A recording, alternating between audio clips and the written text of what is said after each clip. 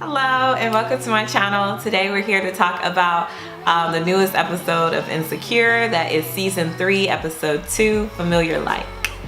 So I got Dwayne with me here today. I know last week I was rolling solo.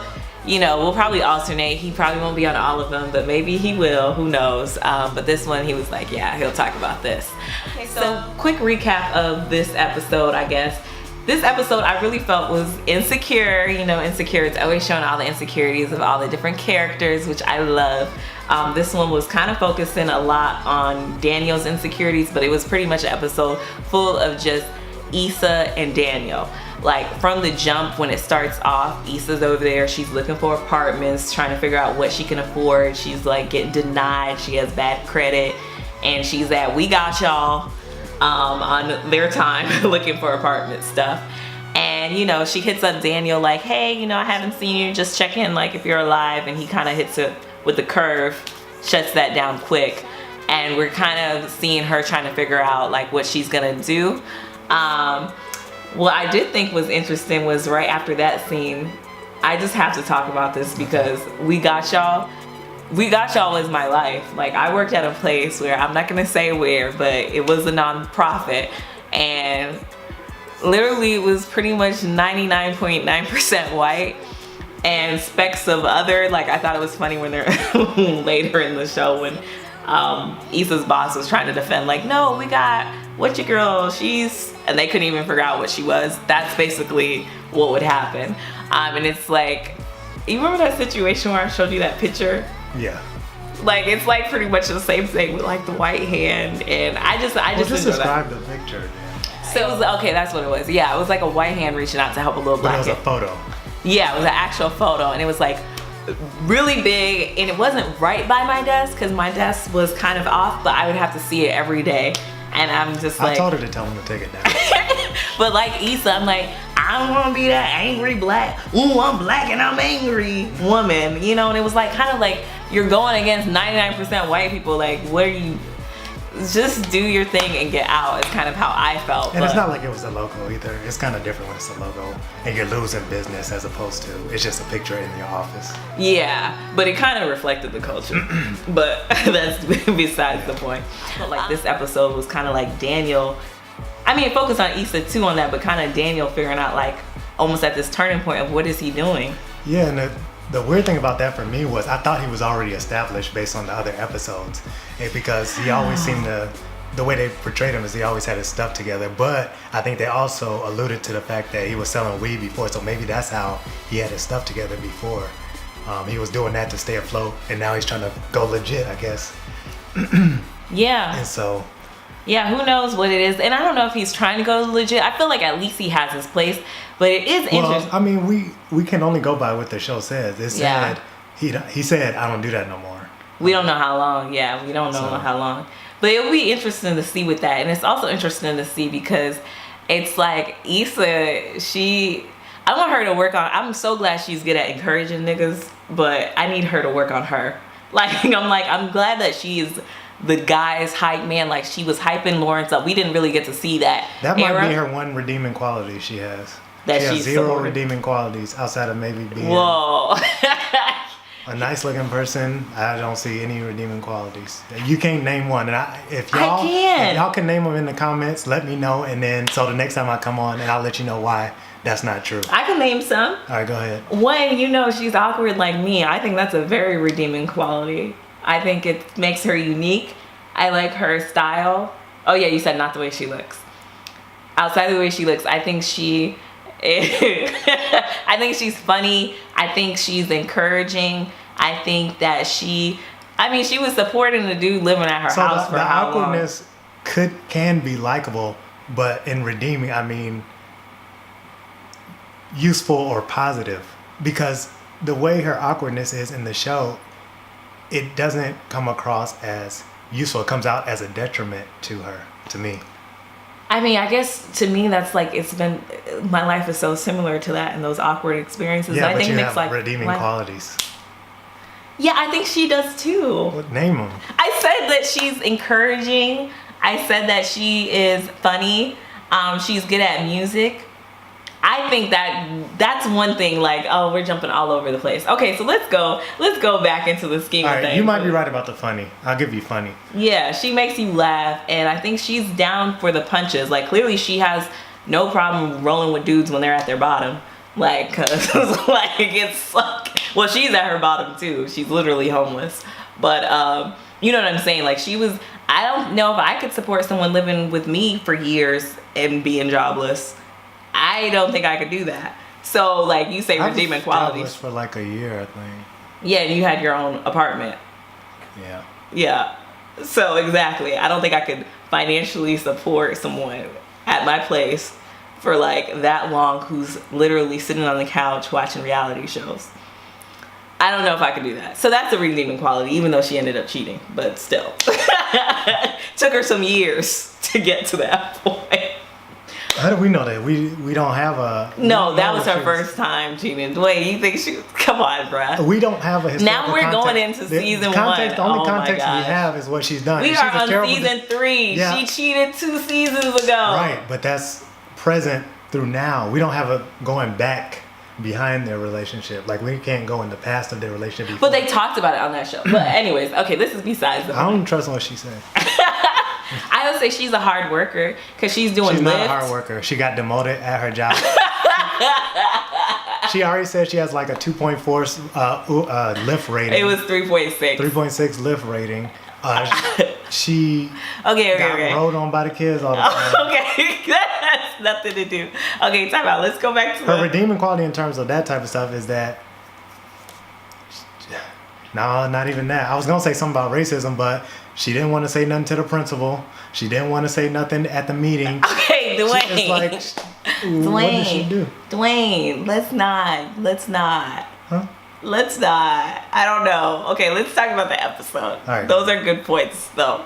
I'll have to think. Next time I'll come with better points as to why she's redeeming. I really like her fashion sense, too. Anyways, back to episode 2 of season 3 off that long tangent.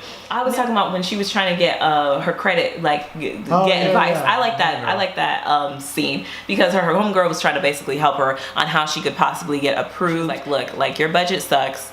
You have to figure out something, and no, you cannot live on your own right now. You cannot afford this, so you need to figure it out. Is that even though our generation, if you go to college and you do all these things, doesn't mean that you're gonna escape necessarily hard times or be able to keep up with the standard of living or afford places on your own and all those other stuff. So I feel like these are real life conversations that I have with my friends and stuff like that. Anyway, so we go to that whole scenario. She figures out, okay, I'm gonna have to ask Daniel. I'm gonna have to suck up my pride and ask him, can I stay there longer? And Daniel hits him with the, oh, but my girl Vanessa, she not really cool with that. Lies. He's not even with that girl.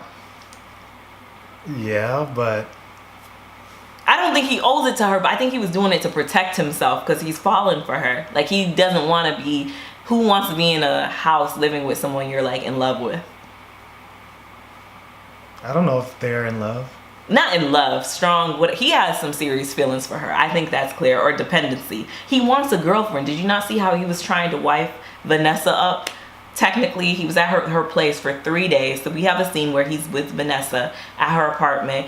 And she's like, bruh, it's been 3 days. So what you're saying is someone got turned down from someone they were trying to be with, and now since that person basically let them know that they're not interested, I love light skin love, or you need to go, I'm going out. He was never interested in Vanessa. He was picturing having sex with Issa while he was with her. That was to fill a void. He was just want someone there to keep him distracted or do something to feel something to encourage him. Because he's like, he was into Issa since before. He wants a relationship. Yeah, but okay, so let's say that was or true. Relationship benefits. Let's say that was true. Was Issa doing all the encouragement and support and being engaged in that because she had just had the conversation that she needs to be doing something around the house and be engaged? Because the way the episode flows is, I'm not doing anything, I may need to leave. How am I going to stay? Okay, or what's the... I think it was a combination of that. I think it's a big combination of that. I think she was feeling like, I don't think she had the expectation that he was going to extend the time that she had at the place, but I do think that she felt like, wow, I didn't realize I really am getting over on this dude. Like, not over, but like, you know, when her friend called out the fact that, whoa, you're not paying for nothing, and she's like, no, I'm not doing anything. I think she was like, oh, okay, one, I do want to stay longer, but two, even though he turned that down and it's his girl, nothing's gonna change that, but I need to do something. That's why she's like, you've been coming through for me, let me do something for you. So I think she felt like, wow, I really have been mooching, let me at least do something to support him without the expectation. Because at the end of the episode, when they're at that diner or whatever it is, when he was like, man, you could stay, and she was like, but what about Vanessa, your girl? And he was like, who? And he was like, oh, don't worry about her, it's my place. So she was really, I think she did all that in the sense of thinking, I'm doing this to pay my debt. So we're at the club. So now we get to the club part.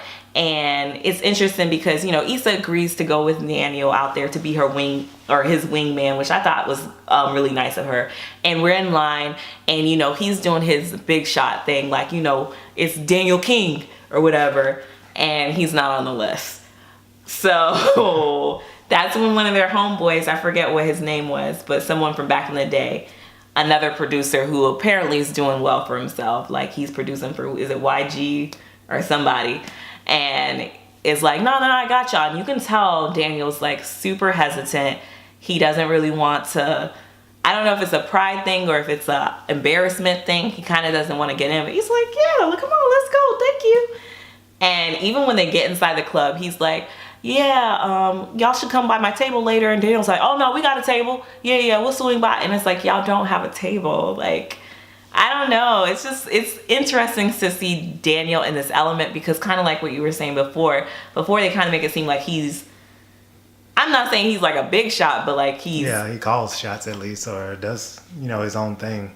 Yeah, so it's weird seeing him in this light, like more not so confident in himself. Independent, I guess. Yeah, and not only independent, but it was also like, I just don't like it when people are like, if you don't want to take handouts, that's fine. It's just awkward when not only does he not want a handout, but he's like inflating the truth. Like, I got a table too, we got a table. No, y'all don't. Which may be a bigger problem down the line, because it also looked like he had a Rolex on and stuff like that. But then again, I forget he had money, apparently. But still. But we get some good scenes in the club, because then it goes off and she's like, let me get you a drink, because, you know, it got a little awkward. We were having a little eye contact thing, and she was like, how do I get out of this? Okay, I'm gonna get you a drink. And she goes to the bar. I thought that green braces part was pretty hilarious. I didn't even see the color, but I kind of saw the color, but not really. Like, it looked probably lime green. But that's like, I don't know. I've never actually got a drink bought for me for another guy. I have had it where, you know, you go to the bar and you get drinks and you get them for your friends or whatever. And then you never see the person again. But I was actually scared for her, because I was like, I'd be too scared to ever get a drink bought for me and then like hand it off to you or something. Well, she's a master manipulator, so she doesn't have anything to... Oh my gosh. She knows what she's doing. So after that, we basically see them kind of maneuvering around, and Issa's really trying to encourage Daniel to speak to Spider. Spider's the rapper that he really wants to get in connection with. And essentially they end up going over to their homeboy table and kind of making that whole Issa tries to break the ice and give Daniel that boost he needs to kind of go speak, but things get awkward. How was that scene for you when you were watching it? I mean, to me, that's just like, I'm awkward too in those kind of situations, and networking is hard, especially when it's people you don't really know or have any connection. Well, he kind of had a connection. He had a connection, and the dude was trying to help him. It's kind of hard to start it off, especially when the power dynamics are weird. It's not like they were on a level playing field. It's one established person and one kind of person trying to get in, and then you don't want to seem thirsty, and then you got your pride and all that stuff. Yeah, I think the pride had so much to do with it, because it's hard. Networking is hard. It would take so much courage just to even go up to talk to Spider. But on top of that, the other dude was trying to make that connection. It was like, hey, you should swing by the studio. And he was like, yeah, maybe. Like, oh, I got this. And you don't got it. Like, that could have been your leeway. And it was kind of embarrassing to me, more embarrassing, when Spider had to tell him, well, just give it to your homeboy, because I know him. Like, you know, so you're going to have to go through that dude anyways. I don't know. I think sometimes people just need to learn to humble themselves and use their connections. You know how many people would be so blessed to have that connection. I think it's because he feels like he should be where homeboy is at, and he doesn't want to go through him, because he had no problems going through whatever his tall friend that kept flaking on him, that dude Spider barely even knew. So it's like, he probably feels like he's on the same level as that dude. No, he felt like he's probably one of those where he won't be embarrassed, or he doesn't feel like, I think with his friend, he feels like he's better than his friend. That's the vibe that I got. But your friend just happens to be doing better, because after that, there was a shootout in the club, and then basically... Which I think was from something Chris Brown had did before, which was surprising because that scene reminded me of Atlanta. Like, I'm pretty sure Chris Brown did that exact same thing. Like, he was on stage, and he was like, some scuffling started happening. He's like, ooh, them dudes getting it in. And then pop, pop, and then he kind of goes like that. Oh, okay, I didn't know that. That's funny. Oh, that's so crazy. So after that, they go to this diner spot, Issa and Daniel, and they're talking. And this was I love this scene, because I felt like this was Daniel being his authentic, true self, and really speaking about his emotions and how he feels kind of stuck.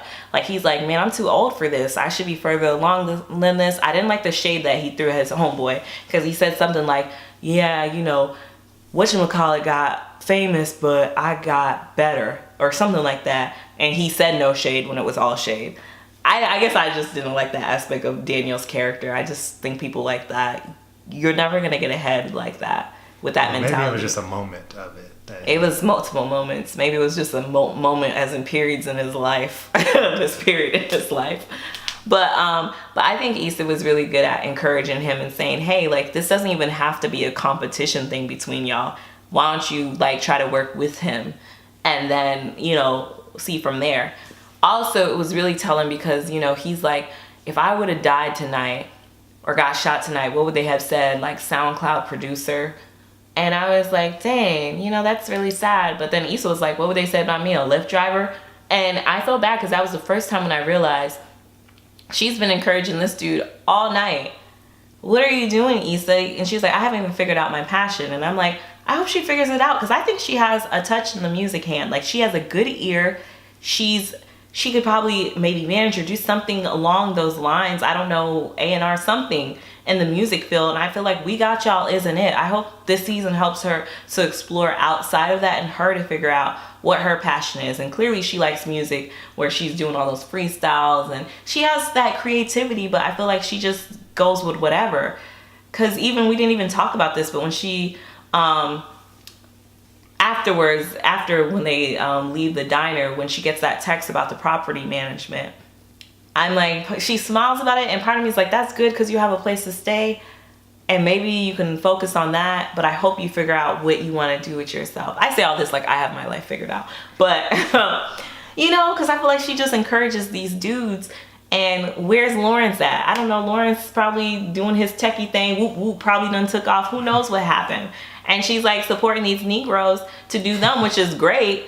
But like, ma'am, I need you to use that same energy. You're talented too. Like, you know, she was hyping him up. So I don't know. I'm excited to see the dynamics of them play out. What was your assessment of that whole episode? Well, this is in the context of, I just think of Issa as a bad decision maker. So every decision she makes, I view as bad. Whoa, so what bad decisions did she make this episode? This season? Well, no, this episode. This episode, I don't think she made any, but saying, I mean, you already know what's gonna happen when you act like you're the couch hurt. Come on, man. What? The couch probably really hurt. Are you serious right now? What's wrong with her saying the couch hurt? It's like, you might as well just say, let me sleep in your bed. I don't think she meant it, like, I'm sure she probably wants to sleep in a bed, but she was like, I'm very grateful for that. And he's the one giving her the massage thing. Who can turn down a massage? Nobody. But you know, we can all say that Daniel makes dumb decisions. This girl done told you how many times she's not trying to do that with you. They both stupid. I don't think Issa's stupid, because Issa got a place to stay for the free. Let me stop. Got a massage and she's sleeping in a bed. She getting all the perks. Let me stop. But that's a good point. At the same time, I think she really meant, can you imagine sleeping on a couch for that long? I couldn't do it for like more than a night or two. Well, why don't she go to her friend's house? Yeah, I don't know why she won't go to her friend's house. You know why? Well, she said they got into that whole argument thing. Maybe she just doesn't want any, she just doesn't want. And wait, why do I know why? Why is it she won't go there? Because she want to be with him. I don't know if she wants to be with him. I think she likes that feeling of being loved or cared after, probably deep down. So I don't know if she actually really wants to be with him, but only time will tell. It's hard to tell what Issa wants. I think she has an attraction there, but she doesn't think it's smart to be with him. That's why I think she's avoiding it. She's like, look, I think we kind of already know this isn't a good decision, is what she said last episode. Yeah, we'll see where it goes. I mean, she may know that, they're getting too close and maybe she'll leave or maybe she'll stay or... She already knows they're getting way too close. Like, in the next episode, they give the preview and they're like sleeping in the same bed. Platonically. Because, they have the sheets in between them. I can't. Like, to me, that was just...